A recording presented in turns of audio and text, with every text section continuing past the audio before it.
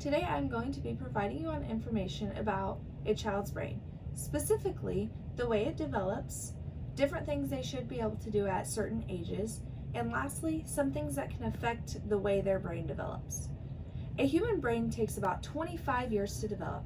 That's most of the time when people are just getting out of college or just getting your life together. When you are in grade school, that is the most crucial period of your life for your brain to be developing. At some point in our life, we will all be around children, whether that be going into a work field that includes children, becoming a parent, or just in our everyday lives, we all see children. I've been taking classes and researching about children and teaching children for my first 3 years of high school and now going on to my 4th year. After high school, I plan on majoring in elementary education, so I am very serious about this topic. Today we will look at 3 different things about a child's brain, starting first with the way it develops. Second, being some things at grade school age children should be able to understand. And lastly, some of the things that can affect the way a child's brain begins to develop. Let's start off by first looking at the way it develops. According to Judy Hare, an early childhood educator for over 30 years now, she has mentioned in the 2008 book, Working with Young Children, that cognitive development, which can also be called intellectual development, is a development process in which your brain develops or begins to gain knowledge. This supports my point because I will be talking exactly about how the brain develops. When a child is born, their brain only weighs roughly a pound, and it is way underdeveloped, but it is full of little nerve cells called neurons. Neurons, although they are present, they are not linked to anything, and they have no connection.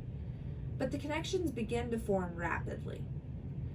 These connections are called synapses. The larger number of synapses that form, the greater number of messages or signals that can form in the brain.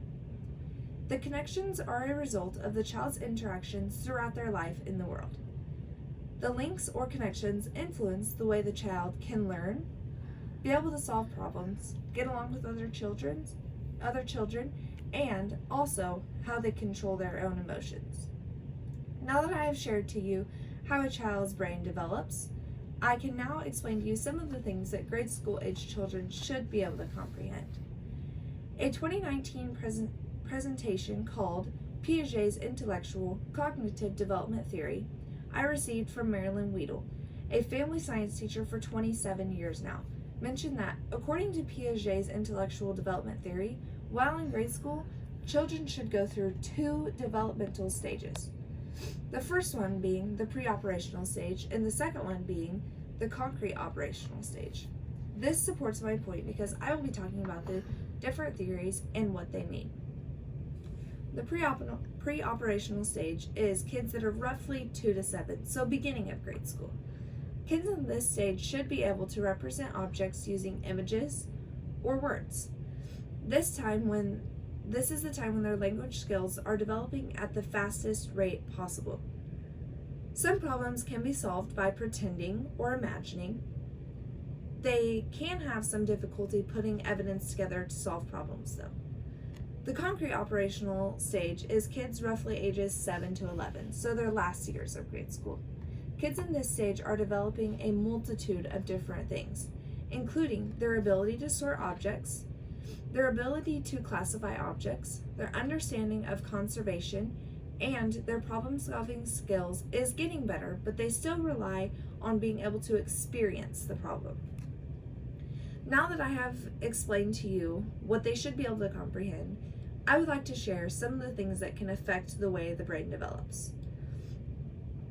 In a 2017 document called Brain Research Tells Us, which was wrote by Marilyn Weedle, who has been a family science teacher for 27 years, she stated that early childhood care has a critical impact on how a child's brain develops, including their abilities to learn and control their own emotions.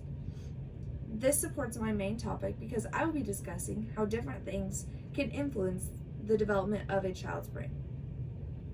Stress on a child at early age can influence different things in the child's brain. Stress can reduce the capacity for understanding different things can reduce their memory and their higher order thinking skills. If a child was not nurtured when they were a baby, they can also have many problems with their brain developing. When a kid is loved and nurtured by a caring adult, their brain begins to form a network of brain cells. This network can help them regulate and calm themselves down in their future. So when a kid is not loved and not nurtured, it has been common for them to have a bigger anger, and it can be harder for them to calm themselves down when they are older. Now, I hope you have learned more information on a child's brain development. We have covered 3 major topics of a child's brain. The first one being the way it develops, the second being some different things a child should be able to comprehend, and lastly, some things that can affect the way the child's brain develops. If you are ever asked about how a child acts or behaves, I hope now you have some things you can understand.